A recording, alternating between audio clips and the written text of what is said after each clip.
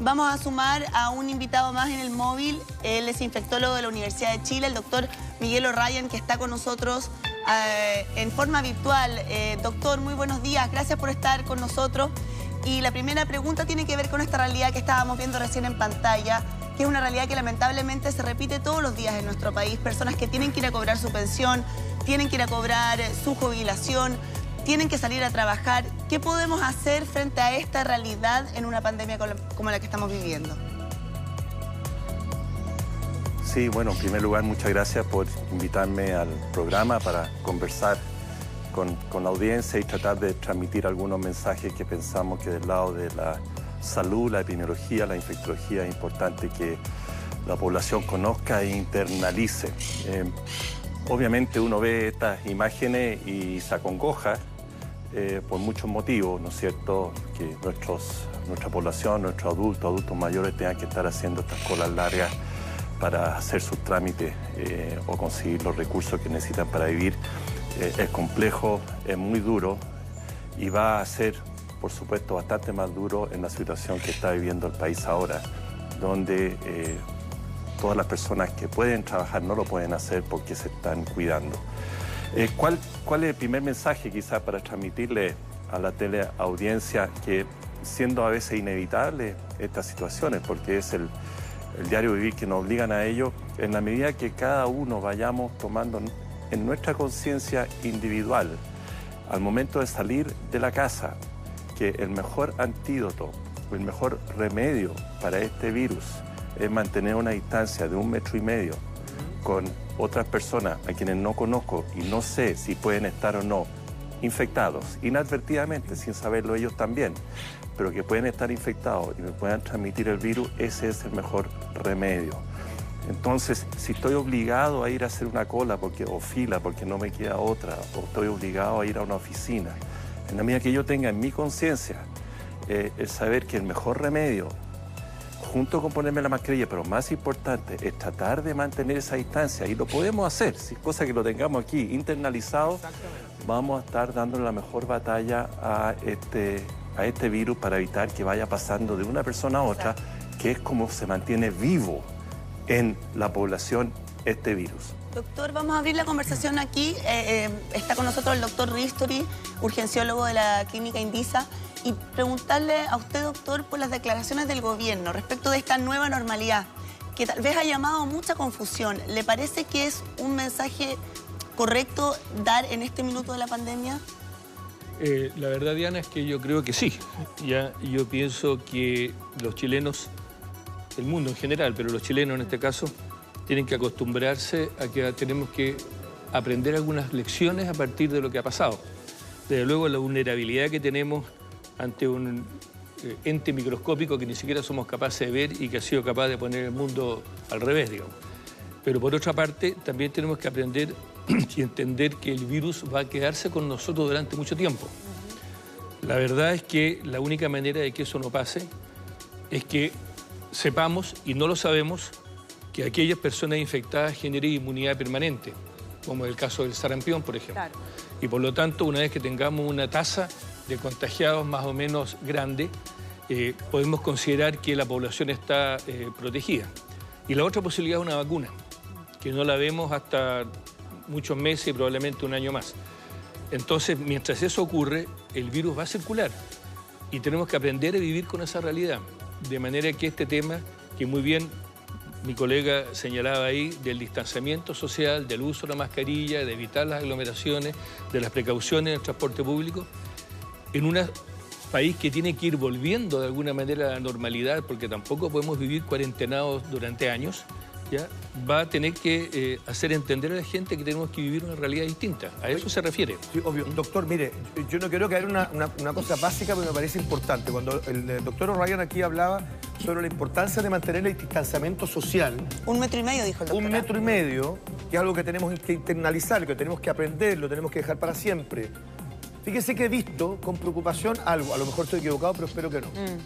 La gente está usando la mascarilla, pero lo está usando de aquí para abajo. Como que evita colocárselo sobre la nariz. Entonces a mí me gustaría, ya que estamos en una especie como checando detalles didácticos, ¿qué diferencia hay entre colocarse la mascarilla de aquí para abajo o de la nariz para abajo? Bueno, la diferencia es la utilidad, porque la mascarilla no cubre las puertas de entrada del virus y las de salida de parte de un infectado, que es la nariz y la boca. La mascarilla no sirve. O sea, se ha dicho muchas veces, la mascarilla tiene que cubrir la nariz y la boca, y la gente al hablar y al mover la mandíbula la va bajando. Lamentablemente, para acomodarla la toca con las manos, y esas manos después van a tocar un montón de cosas. Las mascarillas, como la quirúrgica que yo tengo aquí, tiene un borde metálico que se ajusta a la nariz precisamente para evitar ese desplazamiento. ¿Y qué pasa, por ejemplo, doctor, ya que estamos echando, mira, ahí en el mercurio viene algo bien interesante que yo creo que vale la pena leerlo, y a lo mejor si no tiene mercurio nosotros lo podemos refrendar. Dice, estos son los 5 errores más comunes al utilizar una mascarilla.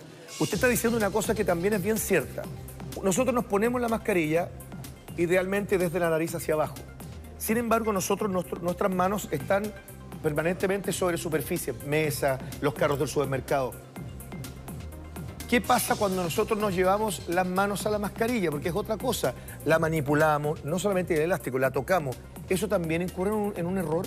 Claro, eso es un error. La verdad es que la mascarilla debería tocarse nada. Y maniobrarse desde los elásticos o de las tiras que la fijan. Lo ideal sería en las mascarillas que no tienen elástico, sino que estas tiras, ¿ya?, es que la tira superior vaya hacia la parte alta de la cabeza, de manera que mantenga la mascarilla elevada. Claro. ¿Ya? Pero cuando uno se toca la mascarilla y que puede estar contaminada por fuera y después se pasa las manos por la cara, hay otra puerta de entrada importante que son los ojos. Si uno se lleva las manos a los ojos después de haber tocado la superficie de la mascarilla, también puede contraer el virus por la vía del conducto nasolacrimal. De manera que hay que asumir que las puertas de entrada son nariz, boca y también los ojos. Perfecto. Bueno, y cuando uno ve la utilización de la mascarilla y lamentablemente en muchos casos la mala utilización de la mascarilla, se pregunta si no puede tener un efecto contraproducente. ¿A qué me refiero? Es que la gente siente que está protegida, como por ejemplo en esa fila que veíamos, se junta, no respeta el distanciamiento social porque cree que con la mascarilla ya es suficiente. Yo quiero volver con el doctor O'Ryan para preguntarle respecto a este concepto de nueva normalidad que ha mencionado el presidente y que comentábamos acá con el doctor Ristori, ¿no? Hay quienes consideran, doctor O'Ryan, que aquí se está creando, la señal que se está enviando es de relajamiento respecto a las medidas que se han establecido y que eso podría ser muy peligroso para lo que veamos en las próximas semanas. ¿Cómo lo interpreta usted? Sí, bueno, yo al igual que el doctor Ristori pienso, ¿no es cierto?, y ha sido nuestra recomendación de que estamos en el segundo mes del brote epidémico en Chile. El segundo mes es cuando ha sido el periodo más crítico en los países que han tenido el efecto más dramático de este virus, que ha sido en Europa e inicialmente en Asia. Es cierto que en Latinoamérica está teniendo un comportamiento, quizás podría ser algo diferente, pero perfectamente podríamos entrar en el ciclo exponencial de crecimiento si es que todo lo bueno, entre comillas, que se ha hecho hasta ahora, las cuarentenas, ¿no es cierto?, el bloqueo de entrada de las personas que venían de países infectados inicialmente, el cierre de colegios, el cierre de universidades, ahora las cuarentenas alternantes, la educación a la población, todo esto que se ha ido haciendo está teniendo un impacto positivo en nuestro país. Pero entramos en el segundo mes, que es un mes crítico, van a venir los meses fríos después, no sabemos si eso va a tener en sí mismo un impacto en incremento de casos.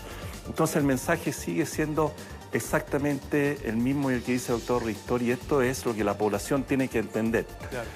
Las autoridades tendrán que hacer parte de su pega y buena parte de la pega y seguir trabajando asesorado, ojalá, lo mejor posible para ir tomando las medidas. Pero si la población... Sí, esta flexibilización de ciertas medidas, por ejemplo, cuando ya se está hablando del posible retorno a clase, que es una preocupación obviamente de todos los padres, ¿no? ¿Cómo voy a enviar a mis hijos al colegio si permanentemente me han dicho que hay un riesgo de contagio en cualquier lugar donde haya mucha gente? Sí, solo para terminar, si la población no toma conciencia que está en cada uno y no solo en el otro, que esto se vaya y que logremos controlarlo, nos va a ser muy difícil. Ahora, esto de cómo se interpretan, entre comillas, los mensajes que puedan venir o no, eso ya son temas que escapan un poquito a lo que a mí me corresponde, creo, desde el punto de vista de interpretación. Solamente decir que este concepto de nueva normalidad es un concepto que tenemos que empezar a acuñar todos desde ya. Si es o no, entre comillas, prematuro empezar a conversar sobre cuándo va a ser la vuelta a clase, que claramente no va a ser en abril. Había unas recomendaciones muy claras en este sentido de parte del Consejo Asesor, que en los lugares donde se inicie las clases tiene que cumplirse un conjunto de situaciones epidemiológicas que asegure que en ese lugar donde se inicien las clases el brote esté bajo control, que esté en descenso, que haya un buen registro de casos, de tal manera que estemos tranquilos, que estamos registrando todos los casos, que los sistemas de salud estén debidamente funcionando y no a topes de capacidad por si llega a haber rebrotes en un lugar donde se inician los colegios. En fin, un conjunto de situaciones epidemiológicas para iniciar las clases. Eso antes de mayo no se va a dar. Y al momento de iniciar las clases, en donde se comiencen a comenzar, seguir un patrón, seguir un conjunto de recomendaciones que cada colegio y autoridad de comuna tendrá que irlas viendo para ver cómo se pueden implementar para evitar que se produzca transmisión acelerada del virus por esa actividad de juntar gente en un colegio. Doctor O'Ryan, ¿qué pasa con el PIC? Hay algunos expertos que han dicho que el PIC se ha trasladado. Al comienzo de esta pandemia se pronosticaba para fines de abril, comienzos de mayo. ¿Es posible que el PIC se desplace? Es perfectamente posible. Como hemos dicho majaderamente también, continuamos aprendiendo sobre este virus y su comportamiento semana a semana, y en la medida que vamos viendo el impacto que tienen diferentes medidas en el mundo. Aprendimos mucho lo que ocurrió en Asia, después mucho lo que ocurrió en Europa, y ahora el mundo está aprendiendo lo que ocurre en Latinoamérica, ¿no? Sí. Donde el virus entró al final de nuestro verano, diferente a como entró en Europa, que entró en invierno con otras situaciones de ciertas aglomeraciones, aquí entró en fines de verano, hacia otoño ahora, y después se nos viene el invierno. ¿Cómo se va a comportar el virus durante este periodo? No lo sabemos a ciencia cierta, pero sí hay indicios de que, o ya no indicios, es claro que el aumento brusco que se vio en Europa ya no ha ocurrido afortunadamente. La curva se ha ido aplanando, que era el primer objetivo fundamental, y yo diría que eso lo hemos ido logrando, de tal manera de no saturar nuestros sistemas de salud con un pic muy agudo, muy intenso. Ahora, ¿cuánto va a durar esta curva en el tiempo? En la medida que hemos logrado enlentecerlo, como muy bien dijo el doctor Ristori, probablemente esto puede durar varios meses. Esto de lograr o no un pic, se va a hacer un pic muy pequeño y bajar, una especie de meseta y bajar, doctor, o va a tener un alza en invierno. Todo eso todavía lo estamos en observación. De tal manera que esto de buscar tanto no el pic, yo creo que hay que empezar a cambiar un poco la mentalidad. Eso no pasa a ser en este momento probablemente el foco epidemiológico. Doctor, pero para los que somos papás, la verdad que el tema de la vuelta a clase es un tema, porque estamos todos esperando. Primero porque están los niños hace mucho rato, y sobre todo en lugares muy pequeños, donde hay una inquietud permanente de los niños. Entonces, claro, cuando uno piensa que la curva se desplazó, uno hace pensar de que en realidad también se va a tener que desplazar la entrada a clase, porque si estamos en el pic de contagio, es bien difícil pensar que los niños van a volver al colegio.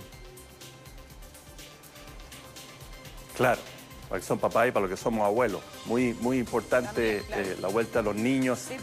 Y sin lugar a duda, la evaluación de la vuelta a clases es una evaluación que hay que hacerla con cautela. Claro. Por eso el Consejo Asesor hizo una serie de recomendaciones, como decía al comienzo, de qué situación tendría que cumplirse en la comunidad, dónde se va a iniciar la clase. Esto hay que irlo viendo comunidad a comunidad. Cuando hablo de comunidad, hablo o de una región, ¿no es cierto?, o de una comuna, dependiendo del número de casos que se van detectando en esa comuna semana a semana. Claro, que en ese sentido, la buena noticia es que como el país ha aumentado los testeos y hay un bastante buen registro, podemos ir viendo cuál es la dinámica de la infección que va ocurriendo en cada uno de los sectores del país relativamente bien. Queremos que sea mejor, pero relativamente bien.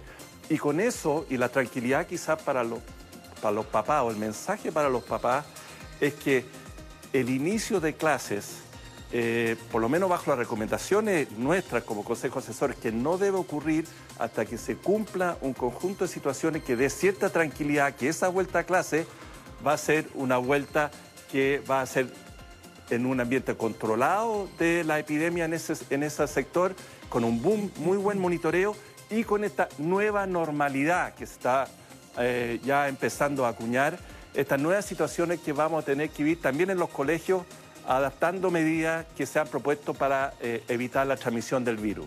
Claro, ahí estábamos, hoy día estaba escuchando, doctor, compañeras, que se estaba pensando en iniciar las clases, por ejemplo, en colegios más rurales, donde hay menos cantidad de alumnos en la sala, lo que permitiría un distanciamiento social. Ahora, uno piensa, alcalde, doctor, que en los colegios municipalizados, donde hay cursos que tienen 45 niños, eso es prácticamente imposible, digamos, porque en realidad están muy pegados uno al otro. Claro, colegios particulares tienen 20 alumnos, colegios rurales tienen también muy pocos, pero en colegios municipalizados va a ser bastante difícil el tema del distanciamiento social. Yo, Lucho, soy sostenedor de 33.000 alumnos, pero además la dinámica que se da en Santiago en los liceos es que nuestros alumnos no son de la comuna, no es un residente como en Estados Unidos que vive a 2 cuadras del colegio, 3 cuadras. Viene de San Bernardo, La Pintana, Puente Alto, de Renca, entonces se van a transformar en vector. Lo que hemos pedido nosotros a la autoridad sanitaria es ir evaluando cómo va la infección, cómo va el aplanamiento de la curva y ir quizás en forma progresiva abriendo los colegios y en horarios diferidos y no más de 20 alumnos por curso. Exacto. Horarios diferidos, por ejemplo, los más chiquititos entrarán a las 8 de la mañana, los otros a las 10, recreos diferidos también en distintos horarios. Eso es importante para evitar que toda la comunidad escolar se mezcle. Es complejo. Sobre todo en colegios más chiquititos. Perdóneme, alcalde, vamos a volver inmediatamente con usted porque el doctor O'Ryan se tiene que ir. Pero, doctor, ¿me permite hacerle una última pregunta antes de que se vaya? Sabemos que tiene otro compromiso. Y si me permite agregar a lo que muy bien y comparto con lo que dijo el alcalde, el Consejo Asesor ha hecho un conjunto de recomendaciones, pero obviamente ese conjunto de recomendaciones hay que verlo con los expertos educacionales de las comunas, con los colegios, con los alcaldes, para ver cuál de todas esas medidas cuáles pueden ser cumplidas con la realidad, e ir cumpliendo ojalá el máximo número posible, porque esas son medidas que básicamente disminuyen la posibilidad de transmisión del virus. Pero aquí hay que ser realista, hay que ser inteligente, hay que ser organizado y hay que ser disciplinado. Sí, yo quería volver un segundito al tema del PIC, porque efectivamente lo que nosotros veíamos en países de Europa, en Italia, en España, lo que estamos viendo ahora en Estados Unidos, son como estos casos exponenciales, ¿cierto?, en que lamentablemente se contagian muchos a la vez, mueren muchas personas. ¿Nosotros podríamos decir que en nuestro país eso no va a pasar a propósito de que usted comenta que la curva se está aplanando, o nos podría pasar igual si es que relajamos las medidas? Muchas gracias por esa pregunta. No diría yo el temor, pero la razonable preocupación que tienen los especialistas, los médicos, los epidemiólogos, en el Consejo Asesor, es que si relajamos las medidas, este virus que inicialmente, ¿no es cierto?, llegó en comunas del área oriente de Santiago, donde hay cierto grado de espaciamiento, que claramente se demostró que se puede controlar, pero una situación, ¿no es cierto?, a nivel socioeconómico alto, medio alto. La preocupación es qué pasa cuando el virus se traslada a la realidad de nuestro país, que son, ¿no es cierto?, las áreas densamente pobladas, especialmente en las grandes urbes del Gran Santiago, Gran Valparaíso, el Gran Concepción, donde el virus puede efectivamente expandirse de una manera acelerada. De tal manera que como esa realidad existe, es que para nada, todo lo contrario, hay que bajar la guardia, porque si bien vamos bien en esta primera etapa, si el virus avanza hacia las zonas más densamente pobladas y se relaja la medida, la posibilidad de que ocurra un aumento de este incendio, si lo llamáramos así, y pudiéramos llegar eventualmente a situaciones como las vistas en Europa, probablemente no tan dramáticas, afortunadamente, pero sí aumento explosivo en comunas, es claramente lo que nos preocupa y ocupa y guía las recomendaciones que le hacemos entonces a la autoridad sobre la cautela que hay que tener en cuanto al, entre comillas, volver a una normalidad. Qué bueno que lo diga, doctor. Y en eso estamos nosotros, empeñados en esta campaña de crear mucha conciencia social y que la gente siga cuidándose y no crea que ya pasamos lo peor. Lo despido momentáneamente porque usted va a volver a sumarse en un ratito más a nuestra conversación. Muchas gracias, doctor Miguel O'Ryan, infectólogo de la Universidad de Chile, por haber estado con nosotros. Nos vemos más ratito.